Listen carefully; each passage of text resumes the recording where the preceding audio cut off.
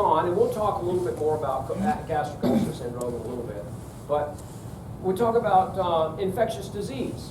And I'm going through a few of our vaccines here, and I think it's really important to think about these. Every horse should get a tetanus shot. Every horse should get an annual tetanus shot. Clostridium tetani, which causes tetanus, is in their environment all the time. I don't care how clean or pretty your environment is, it's there. Okay?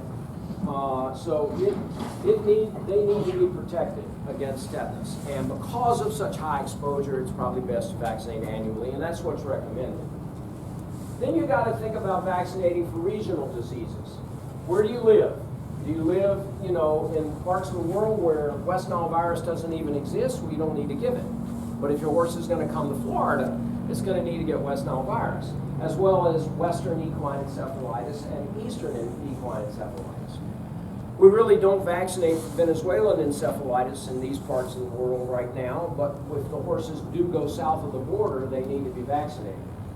If horses are going to Asia to compete, we need to think about Japanese encephalitis. We had to vaccinate all the horses before they went to Hong Kong for the Beijing Games in 2008 for Japanese encephalitis.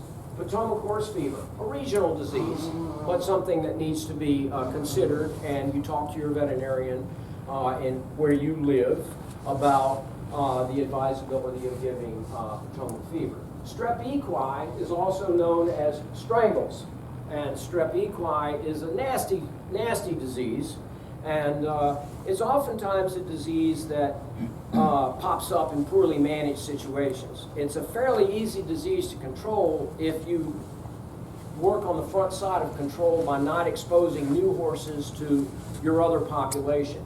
You bring a new horse into your facility, you isolate that horse for 10 days to 2 weeks to ensure he's not going to develop or what is called a recrudescence of an infection with Strep equi. Then he's probably safe to introduce into the group. Very few people do that, and as a result, when it happens, it's a mess because we'll have whole stables affected. I typically, in most of my well-managed barns, I don't vaccinate for Strep equi because the vaccine is fairly reactive, and some horses get sick with it. And so it really becomes a matter of the incidence of the disease. And in areas of high incidence, it's recommended to do it.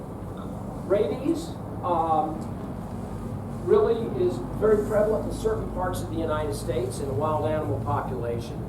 And therefore, it's probably wise to vaccinate your horse for it. In certain parts of the country, say in Connecticut, for example, it's required by law that if a horse is in a facility that has public access, that the horse has to be vaccinated for rabies. Otherwise, you could run into some legal problems were your horse to bite somebody.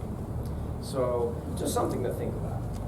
Botulism. Very regional disease, but a very also a clostridial disease, as is tetanus. This organism actually can dwell in their intestinal tract.